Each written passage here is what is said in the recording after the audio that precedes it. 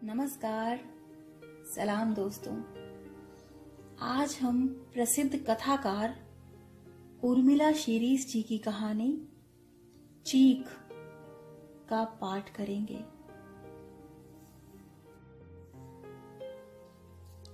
जब लड़की को होश आया तो वहां कोई भी नहीं था।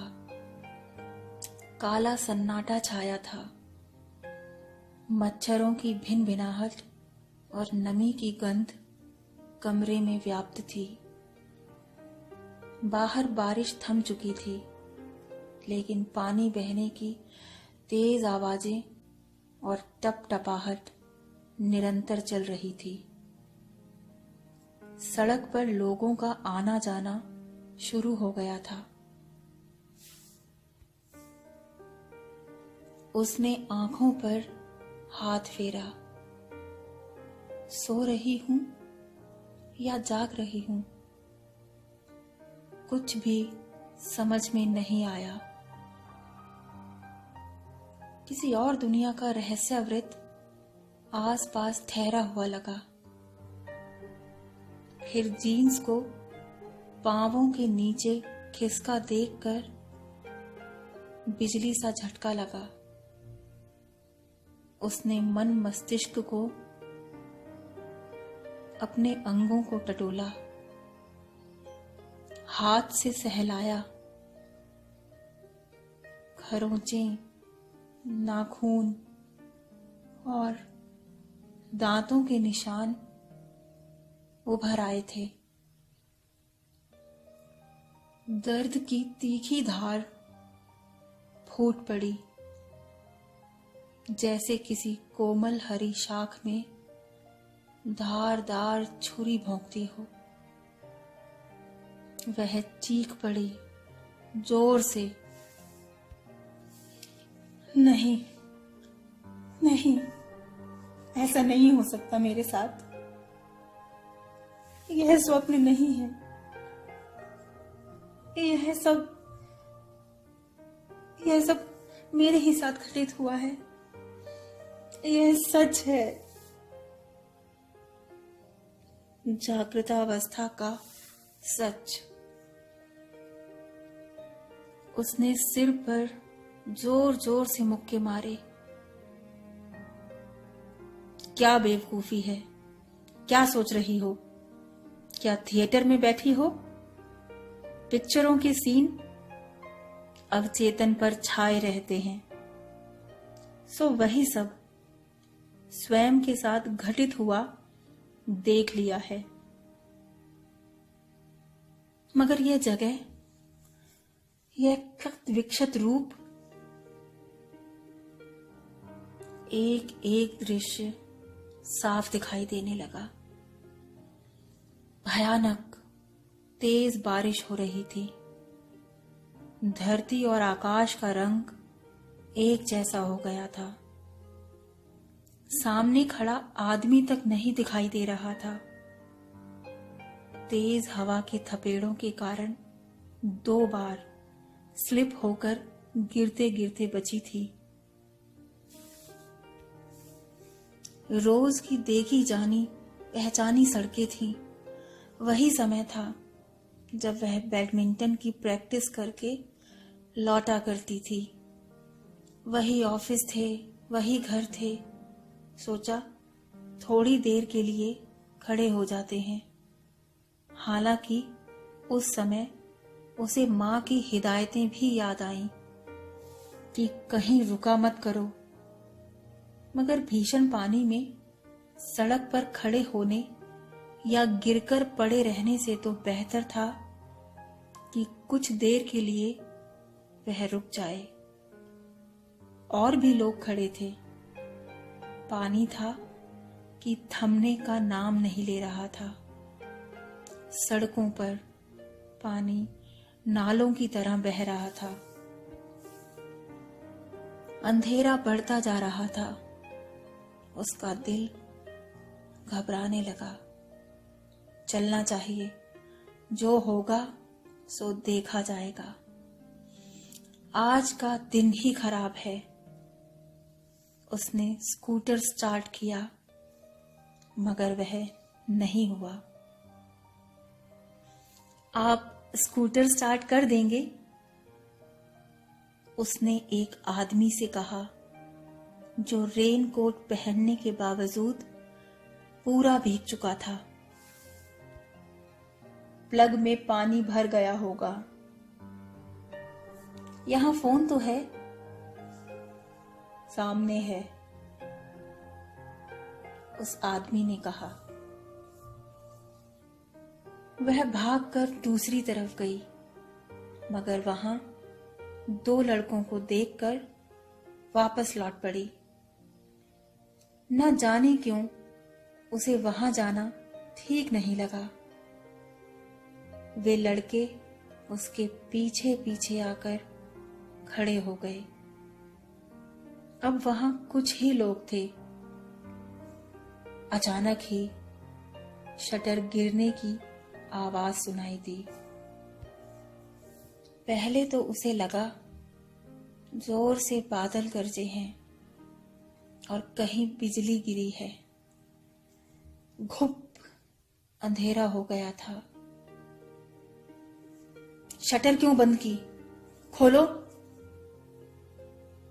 उसने दौड़कर शटर उठानी चाही, मगर मजबूत हाथों ने उसे अपनी तरफ खींच लिया, जोर से, पूरी निर्ममता के साथ। उसकी आवाजें हाहाकार करती बारिश में विलीन हो गई। उसके शब्द नाले में गिरते पानी में बह गए।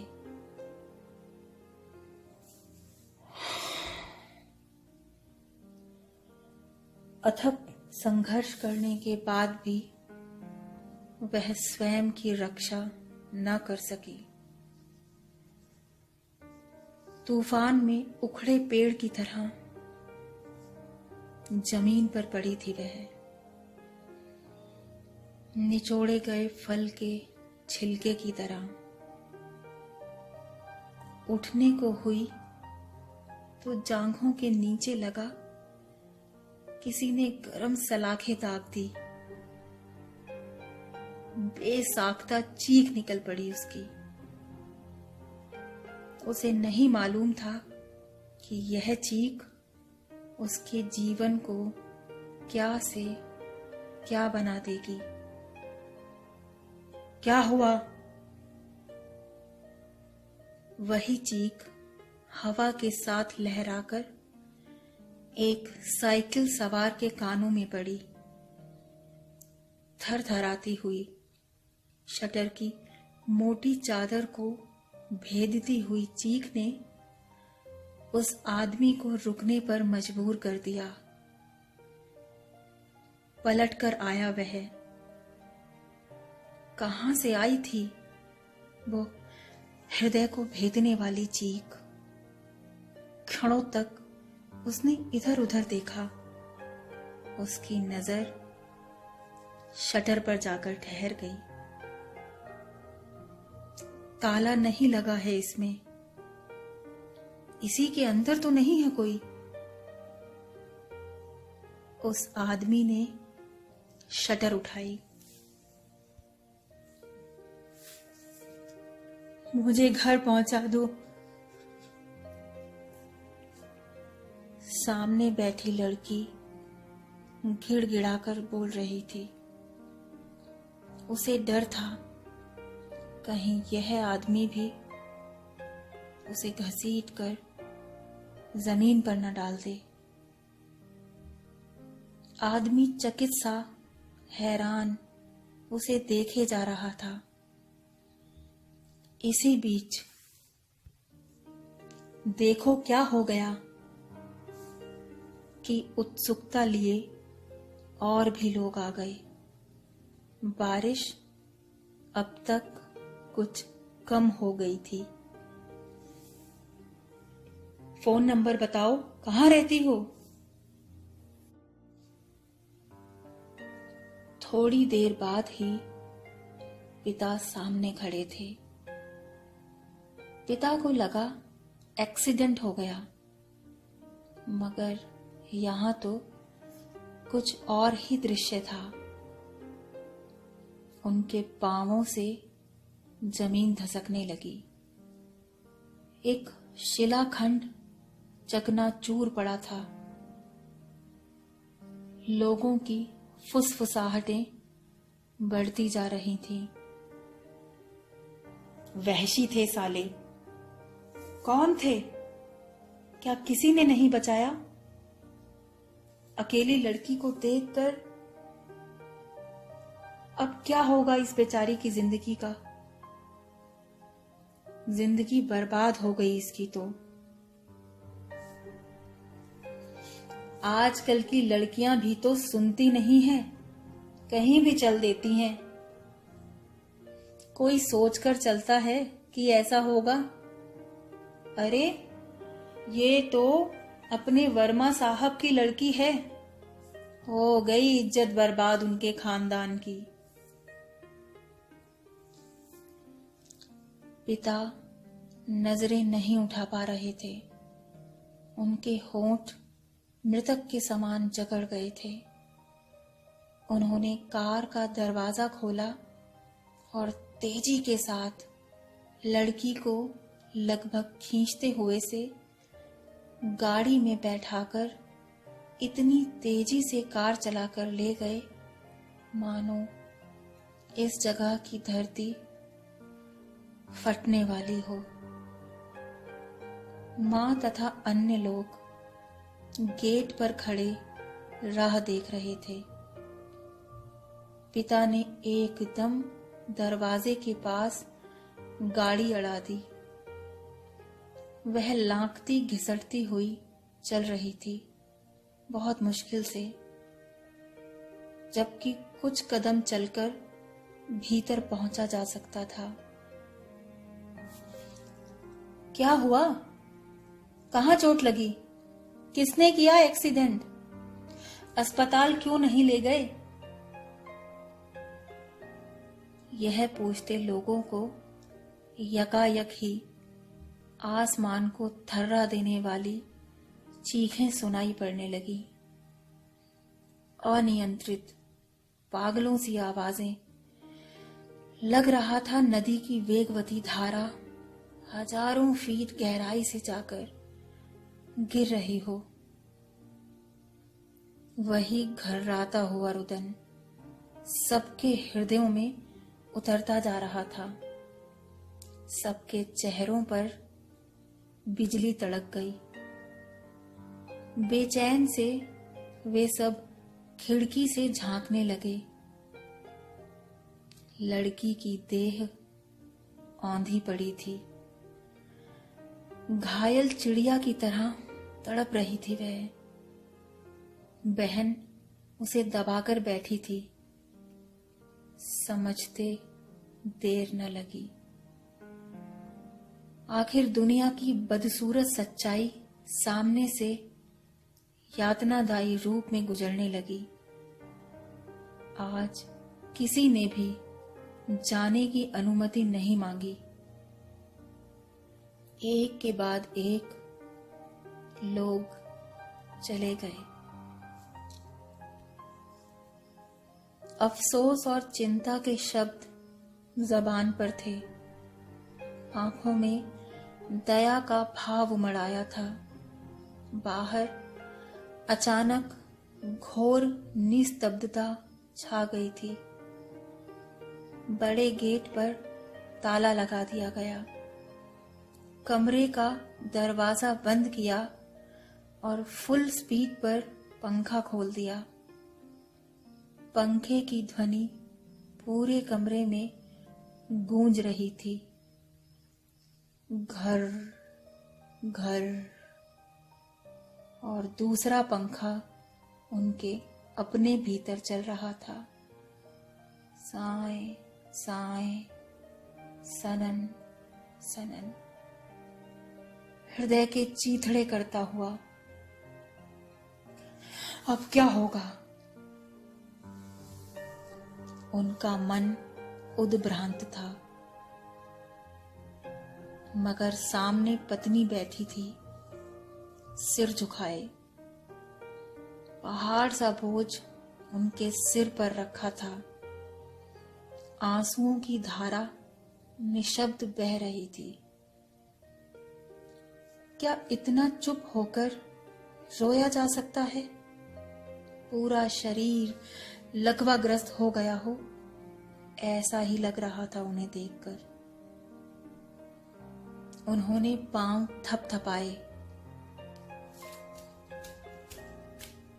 ताकि वे हिलें, मगर कोई हरकत न हुई उनके शरीर में। कहीं कुछ हो तो नहीं गया, यही सोचकर कांप गए वे।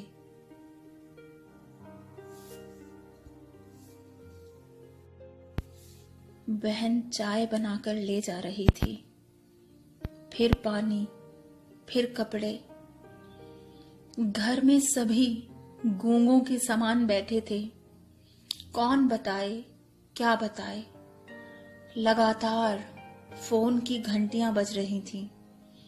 इस बार उन्होंने रिसीवर उठाकर रख दिया। कहा था मत भेजा करो, अकेली घूमती थी, जहां मन आया चल दी। दुनिया खतरनाक है, लोगों का भरोसा नहीं रहा। मगर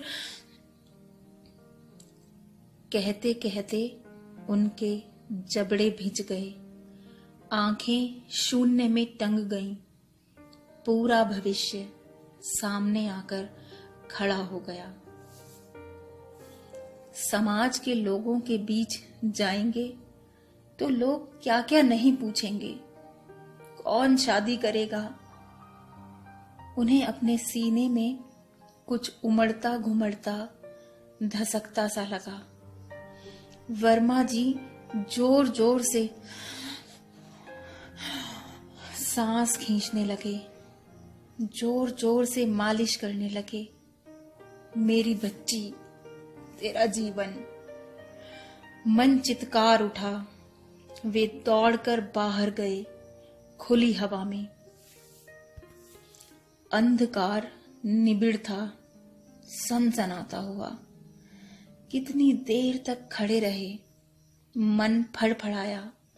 जाकर सांत्वना दें उसे, छाती से लगा लें, मगर उतनी ही तेजी के साथ पीछे पलट गए। धम्म से वहीं कुर्सी पर बैठ गए और खुली आंखों के सामने उन्होंने रात को बीतते हुए देखा। खबर तो फैलनी ही थी, सो सुबह से ही पारिवारिक मित्रों का आना शुरू हो गया। मित्रों के चेहरों पर कशमकश के भाव थे। क्या पूछें, क्या बताएं वाली मनः स्थिति थी। कुछ पता चला? रिपोर्ट करवा दी? जो होना था वो हो चुका। सवाल ये है कि बच्ची को कैसे संभाला जाए। सामने दिख जाएं तो सालों को गोली मार दें। बहू बेटियों की इज्जत सुरक्षित न रहे तो क्या फायदा। उसकी तबीयत कैसी है? सदमे में है। डॉक्टर को दिखा दिया? रात में देखकर गई थी। कितने थे? एकाएक पूछे गए प्रश्न ने उनको भस्म कर दिया। जितनी बार प्रश्नों के तीर छूटते हैं, उतनी ही बार वे भस्म होकर मृतप्राय हो जाते हैं। झुकी आंखें न उठा सके और भीतर चले गए। मित्र ने अंदर से आती कराही सुनी तो भाग कर गए। अपने कहे शब्दों की धार उन्हें महसूस हुई। आप इतने कमजोर पड़ जाएंगे तो बाकी का क्या होगा। वह मेरी भी तो बच्ची है, मैं समझ सकता हूं। सामना तो करना पड़ेगा आपको।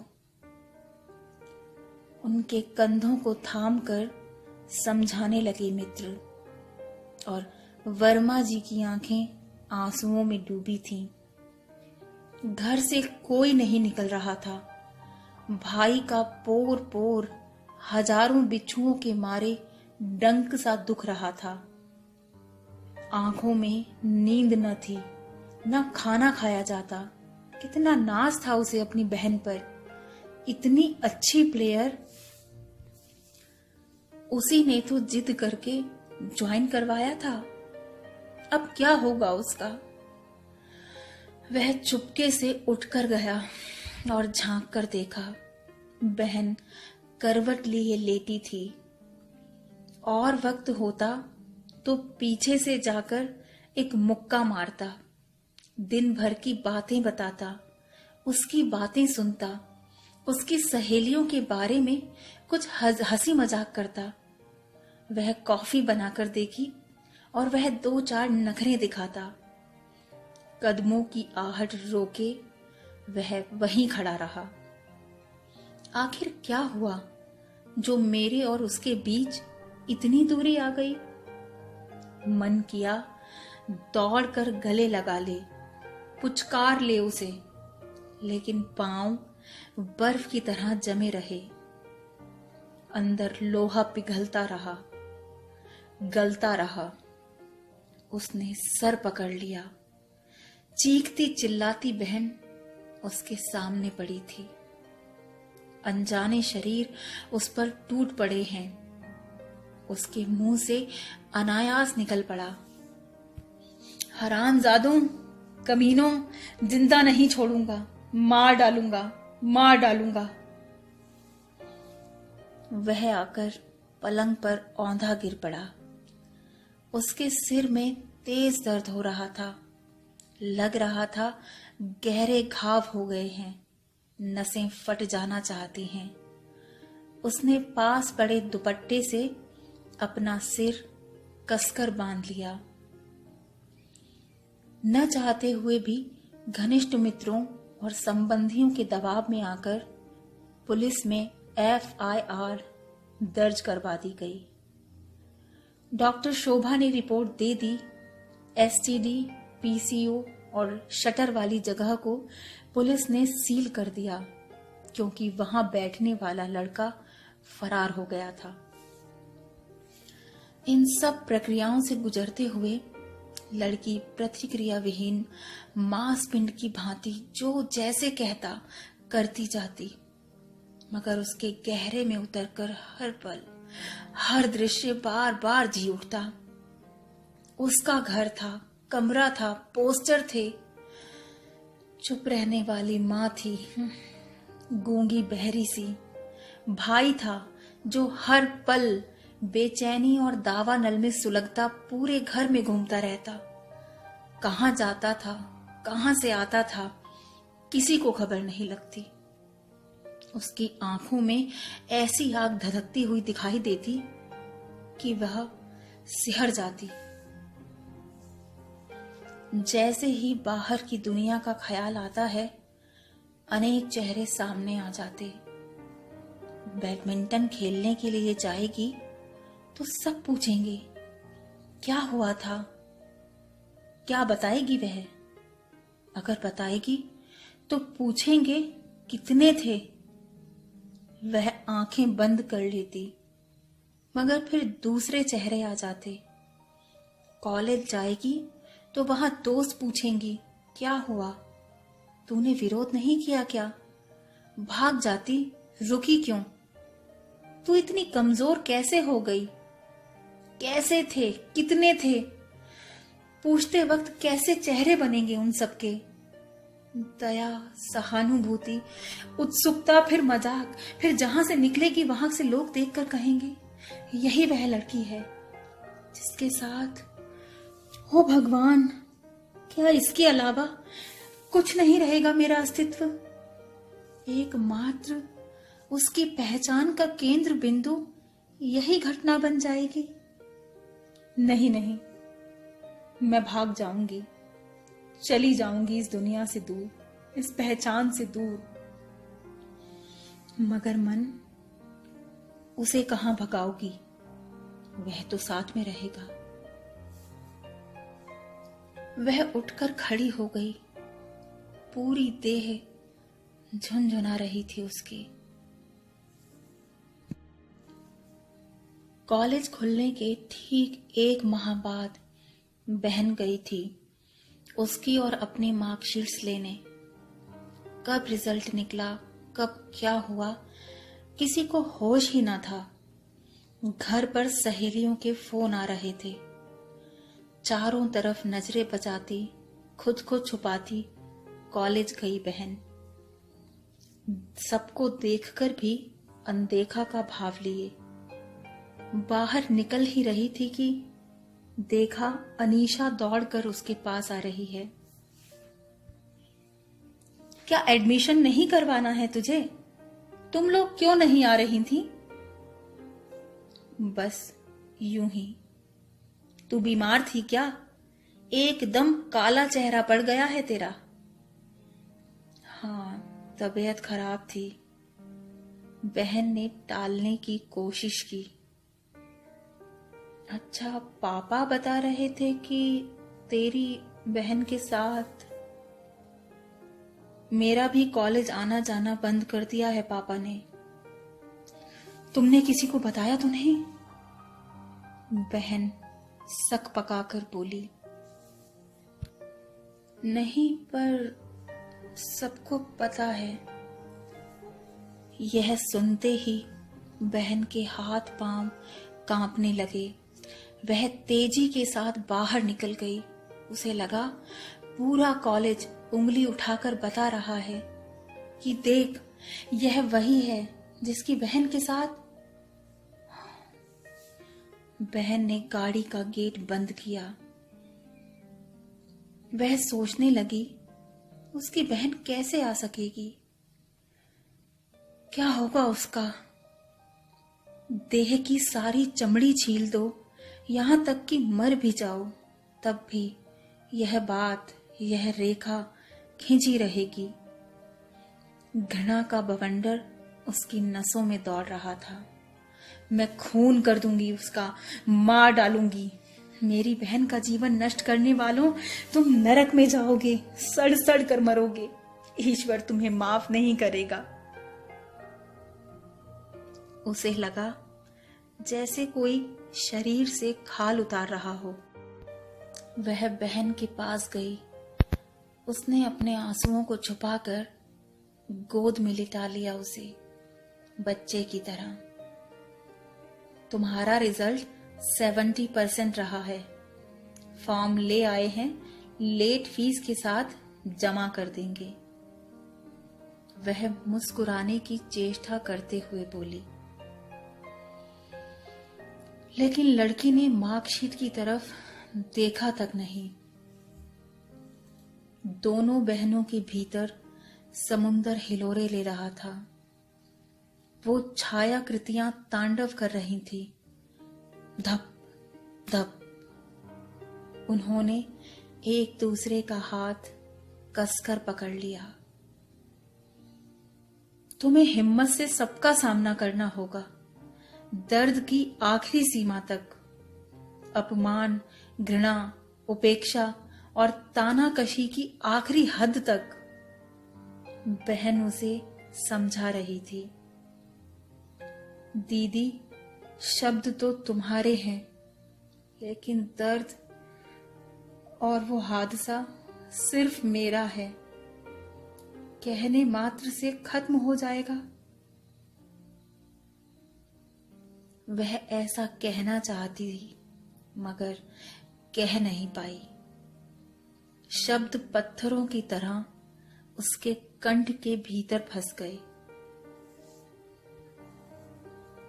पिता जब भी इधर आते हैं, झांक कर चले जाते हैं। उनका चेहरा सूखे वृक्ष की तरह सिकुड़ गया है। उसे समझ में नहीं आता कि वह क्या करे। मेरा क्या दोष है इसमें? मूर्ति पर जल चढ़ाने वाला भक्त कहा जाता है, फिर जीती जागती हाड़ मांस की मूर्ति को खंडित करने वाला पापी क्यों नहीं माना जाता? क्यों नहीं वह बहिष्कृत होता? क्यों वह बेखौफ, बेलिहाज, समाज की छाती पर घूमता रहता है। क्यों नहीं मेरी स्मृतियों पर विक्षिप्तता छा जाती, काश मैं मर जाती। वक्त का वो टुकड़ा मेरी चेतना से कैसे दूर होगा। हे भगवान, कोई तो रास्ता सुझाओ।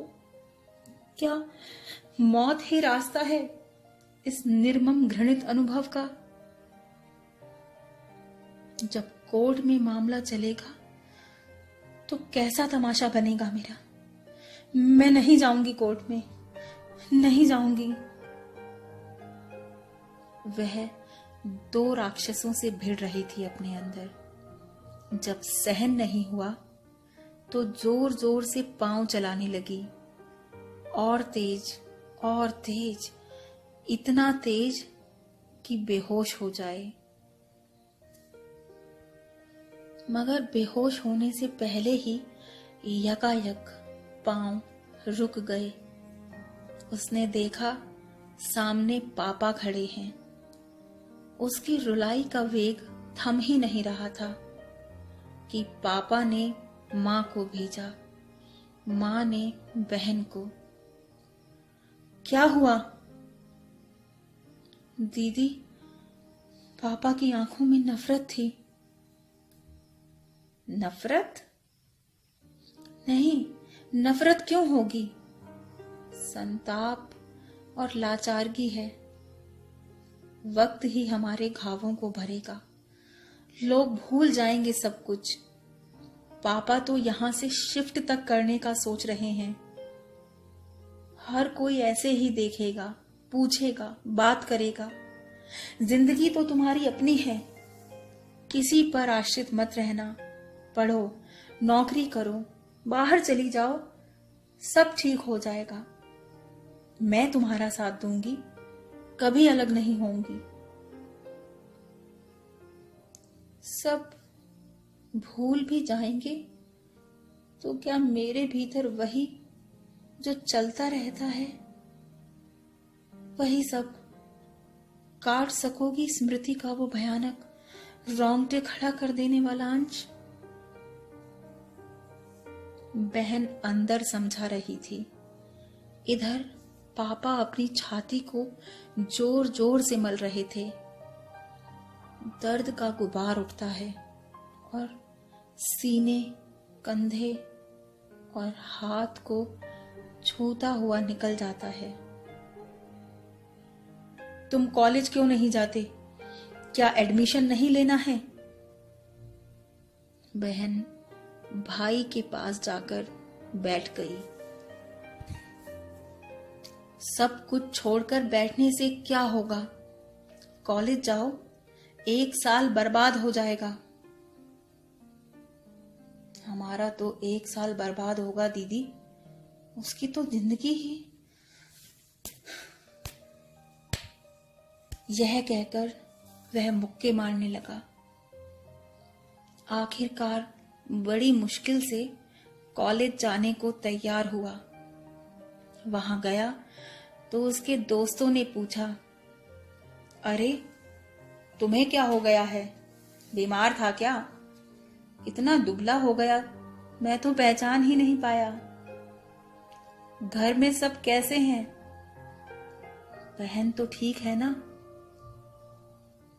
दूसरे मित्र ने तपाक से पूछा और प्रश्नों पर प्रश्न करते हुए उसके मित्रों ने घेर लिया। अच्छा बता, वो अकेला था या? दोस्त ने शब्दों को चबाते हुए पूछा। चुप रहो तुम सब, भगवान के वास्ते चुप रहो। वह इतनी जोर से चिल्लाया कि आसपास के लोग चौंक कर देखने लगे। सॉरी यार, माफ कर दे। तेरी बहन क्या मेरी बहन नहीं है? मैं समझ सकता हूं तेरे दिल पर क्या गुजर रही होगी, मगर हम भी कैसे भाई हैं? हमारी बहन के साथ इतना बड़ा हादसा हो गया और हम मुंह छुपाकर बैठे हैं। दोस्त ने उसके कांपते हाथों को पकड़कर कहा। मगर वह वहां रुक न सका। उसने स्कूटर स्टार्ट किया और हवा में उड़ता गिरता हुआ घर आ पहुंचा। दनादन सीढ़ियां चढ़ता हुआ वह ऊपर आया और जोर से दरवाजा खोला। सामने लेटी हुई बहन का हाथ पकड़कर लगभग घसीटते हुए बोला, चलो बताओ, पहचानो कौन थे वे कमीने। मैं मुंह नहीं दिखा पा रहा हूं। चुल्लू भर पानी में डूबकर मर जाना चाहिए मुझे। एक बार बता दो, मैं नोच कर फेंक दूंगा उन्हें, मार डालूंगा उन हरामजादों को। नहीं भैया, नहीं नहीं, प्लीज हमें मत ले जाओ। पागल हो गया है क्या? कहां ले जा रहा है? मां ने उसे अलग करते हुए कहा, लेकिन उसने मां को भी धकेल दिया। दीदी और पापा भागे भागे आए। छोड़ो उसे, छोड़ दो। पापा ने उसे धक्का देते हुए जैसे तैसे अलग किया। हम यहां नहीं रहेंगे पापा। वह फफक कर रो पड़ा। इसमें इसका क्या दोष है बताओ? तुम बजाय हिम्मत बांधने के इस तरह की हरकतें कर रहे हो। दीदी ने उसे परे धकेलते हुए चिल्लाकर कहा। लड़की हक्का बक्का सी रोए जा रही थी। उसकी पूरी देह थर थर कांप रही थी। हिचकियां नहीं रुक रही थी। मेरी मौत से आप लोगों की इज्जत बच सकती है तो मैं मर जाती हूँ।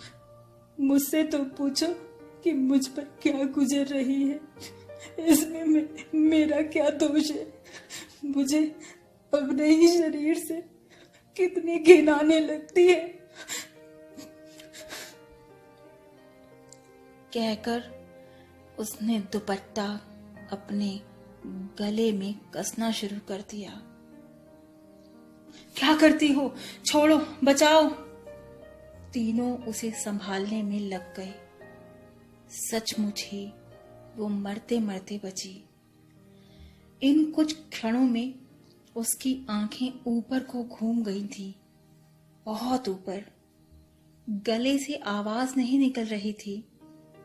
गर्दन पर दुपट्टे की रगड़ के गहरे निशान पड़ गए थे। अर्ध बेहोशी की अवस्था में पड़ी तीनों लोग उसे घेर कर बैठे थे। उसके हाथ पांव तलवे पंजे मलते हुए भयाक्रांत लग रहा था। किसी ने उन सबके प्राणों को खींच लिया है। अब नई भयावह स्थिति निर्मित हो गई थी। कहीं वह आत्महत्या न कर ले। सब एक दूसरे से आंखें चुरा रहे थे। भाई ने फिर पूछा, पहचान लोगी ना तुम उन लोगों को? बताओ, बता दो। अगर तुम चाहती हो कि मैं जिंदा रहूं तो प्लीज बताओ। भैया, वह हाथ जोड़कर गिड़गिड़ाने लगी। आप मेरे पीछे अपनी जिंदगी क्यों बर्बाद करते हो? और तुम्हारी जिंदगी? इसलिए कहता हूं, बता दो मुझे। शिमला जाओगी? वहीं रहकर पढ़ाई करना। नहीं, उसे यहीं रहने दो। यह हमारा दर्द है, हम ही झेलेंगे। मां ने विरोध किया। उसे लगा यकायक ही वह किसी फेंकी गई वस्तु के समान हो गई है, जिसे कोई भी स्वीकारने के पहले जांचेगा, परखेगा, धोएगा, पोंछेगा। इस दुनिया में अब वह अकेली नहीं थी, अपितु उसके अंदर समाई थी एक विभत्स दुनिया की तस्वीर, जिसमें अनेक चेहरे थे। यह इतनी सी बात नहीं है वरना पापा ऐसे क्यों हो गए, अचानक बूढ़े, पस्त, दुखी, एकाकी। भाई ऐसा क्यों हो गया, दुबला, बेचैन, छटपटाता हुआ, सुलगता हुआ। मम्मी क्यों चुप हो गई हैं और दीदी क्यों नहीं हंसती हैं, क्यों नहीं कॉलेज जाती, उनकी शादी कैसे होगी। लोग, परिचित, रिश्तेदार, कितना बड़ा परिवेश है और उन सबके बीच वह है, घायल। पापा बता रहे थे कि एसटीडी पीसीओ वाला लड़का पकड़ा गया है। उनमें से एक को पहचान लिया गया है, मगर बाकी का पता नहीं चल पाया। यह खबर सुनकर फड़फड़ाने लगी वह। विक्षोभ और वितृष्णा से उसका हृदय फटने लगा। आने वाले दिनों के बारे में सोच सोच कर तड़प उठती थी। सभी का दबाव बढ़ता जा रहा था कि अदालत में उसे कितनी निडरता, निर्भीकता और हिम्मत से बोलना होगा। हर पल भाई की बंधी मुट्ठियां उसे बेचैन किए रहती। उसने दरवाजा खोलकर देखा। सामने पलंग पर भाई लेटा था। बड़ी मुश्किल से दीदी ने खाना खिलाया था। नींद की गोली लेकर ही सो पाता था अब। लड़की दीवार से टिककर बैठ गई। उसकी आंखों के सामने कुछ चल रहा था। परछाई, चेहरे। कब नींद लग गई उसकी। वही सब सपने में भी चल रहा था। सामने जज बैठा है, आसपास वकील खड़े हैं, मम्मी पापा और पारिवारिक मित्र हैं। वकील उससे पूछे जा रहा है, सवाल दर सवाल चीर रहा है उसके हृदय को, गोद रहा है उसकी आत्मा को, मार रहा है हथौड़ा उसकी चेतना पर और तहस नहस कर रहा है उसकी जीजीविषा को। वह अचकचाती, झेंपती, तड़पती सी कभी सिर हिलाती है तो कभी निरुत्तर रह जाती है। वह भागना चाहती है मगर नहीं भाग पा रही। सबने उसे घेर रखा है।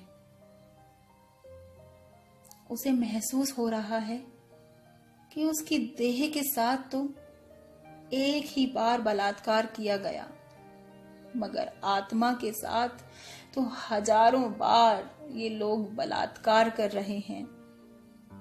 उसे लगा गले में उसकी सांसें अटकी हुई हैं, हाथ पांव सुन्न पड़ गए हैं, हिलाने पर भी नहीं हिल रहे। घबराकर वह उठ बैठी, हांफती हुई। स्वयं को छूकर देखा, लाइट बंद थी। सभी लोग अर्ध निद्रा में थे। उसे कुछ भी समझ नहीं आ रहा था, सिवा डरावनी परछाइयों के कुछ नहीं देख पा रही थी। वह बड़बड़ा रही थी, रो रही थी, हाथ पांव हिला रही थी, पटक रही थी। क्या हुआ? क्या हो गया? माँ, पापा और बहनें उसे झकझोर रहे थे, पानी के छींटे मारकर जगा रहे थे। क्या हो गया इसको? क्या होगा? कहकर माँ रोने लगी। तुरंत डॉक्टर को फोन किया। आधी रात को ही सीधे नर्सिंग होम ले गए। जांच के बाद डॉक्टर ने बताया कि वह गर्भवती है। अनचाहा, अनजाना बीज उसके गर्भ में है।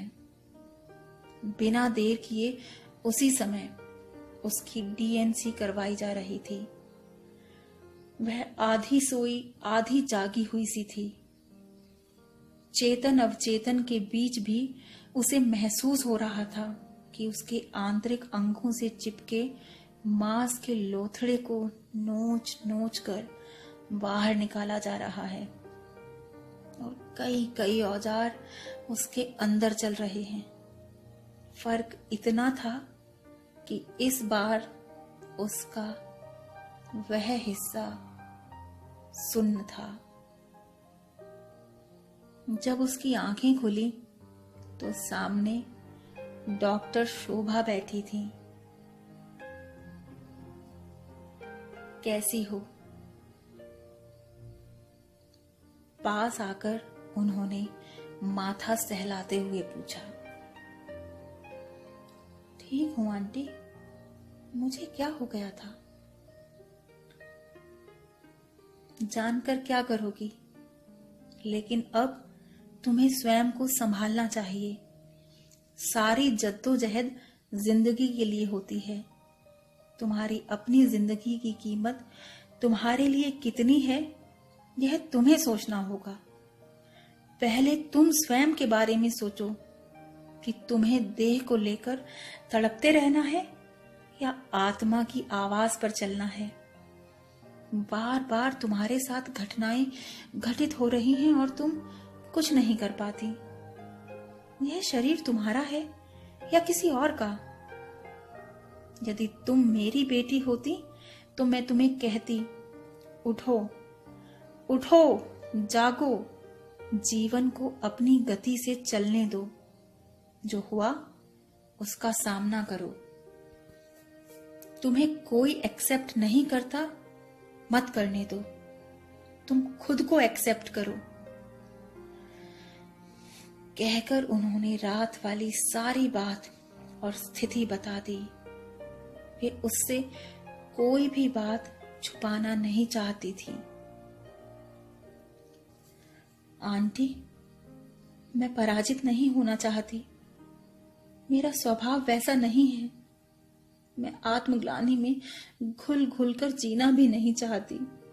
मैं उबरना चाहती हूँ इन सारी परिस्थितियों से, उस डर से जो चारों तरफ बुना जा चुका है। परिवार वालों को भी समझाना होगा। आज पहली बार वह लड़की खुलकर बात कर रही थी। घटनाओं के गहरे तल से अब वह ऊपर आने को छटपटा रही थी।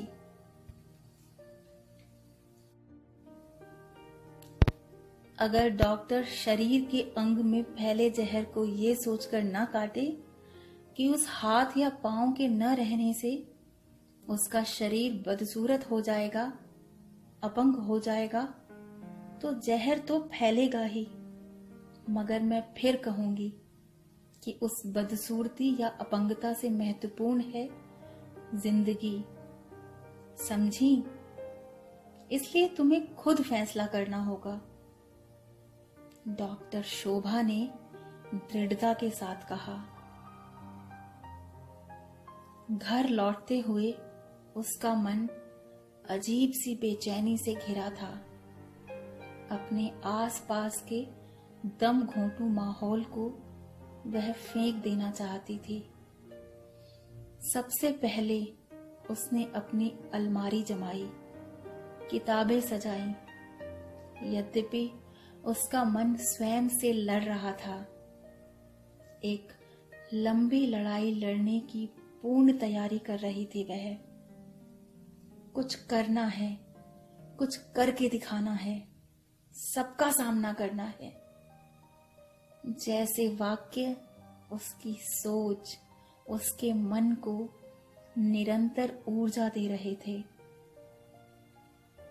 मम्मी, पापा, भैया और दीदी को आश्चर्य हो रहा था कि आखिर उसे हो क्या गया है। कहीं वह मानसिक रूप से टूट तो नहीं गई?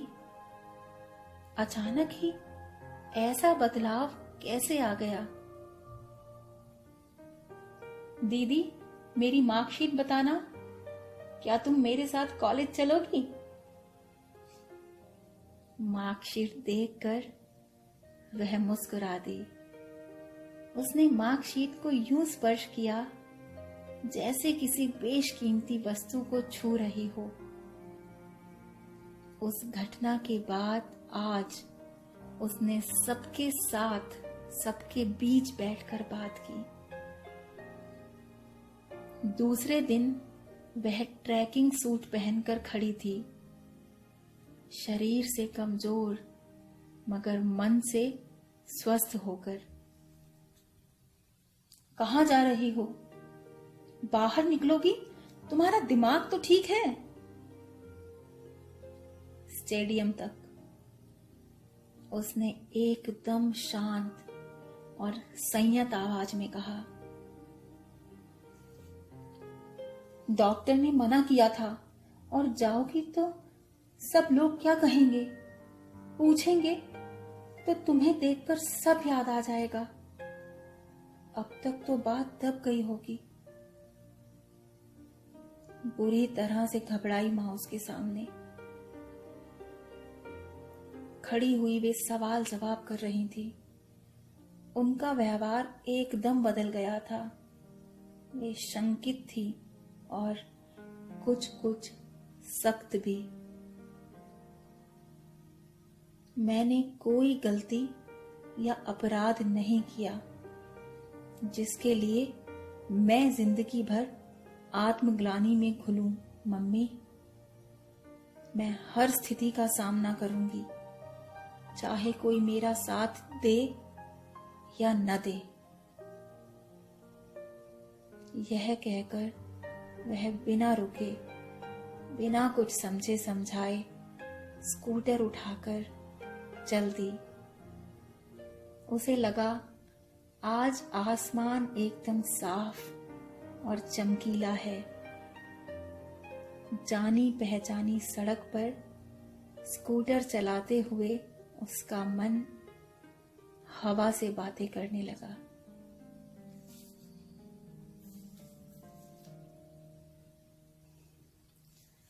उम्मीद है आपको यह कहानी पसंद आई होगी।